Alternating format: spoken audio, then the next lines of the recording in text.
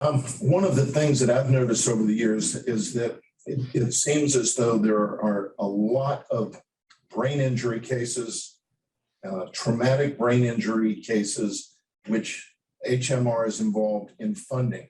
How did it evolve to where HMR seemed to move into doing so much in the world of TBI when it comes to medical bill funding? Sure.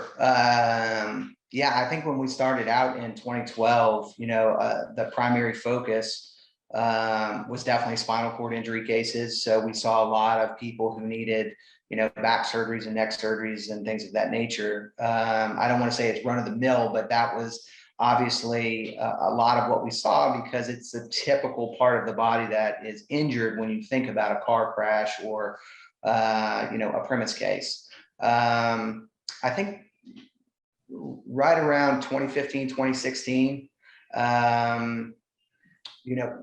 we started to see that there was kind of starting to build a national, spotlight and attention on traumatic brain injury that was 100% propelled by what was going on with the NFL and concussion within the NFL. It became this real polarized moment around the country where there was this heightened awareness about traumatic brain injury.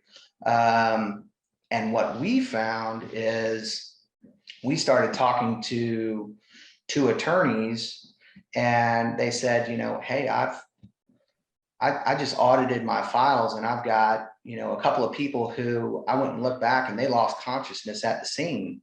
And they were out and they've been complaining of ongoing symptoms for now, 8 months that just haven't resolved. And it was the same statement over and over from the attorneys going, I just don't know where to go next. Whether it was a neurologist or a neuropsychologist or a facility. And so from that moment on, we felt like, man, this is a really underserved area of personal injury and cases involving people with traumatic brain injuries. And so we started talking to, neurologists and centers and physical medicine doctors and neuropsychologists and everything in between on the treatment scope for traumatic brain injury.